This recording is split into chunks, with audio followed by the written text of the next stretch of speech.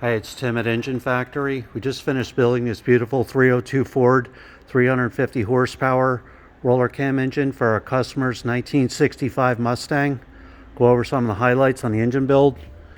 And we got the 302 Ford engine, roller lifter camshaft in there, brand new timing cover, brand new balancer, high flow fuel pump, heavy duty Russell fuel lines, gas filters on there, oil pressure extension. We have the brass freeze plugs in there. Engine block painted the black. Proper oil pan for the 65 Mustang front sump oil pan.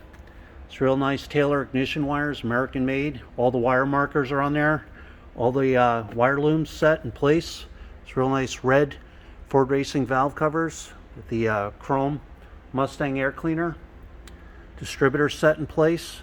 Aluminum intake manifold, quick fuel carburetor.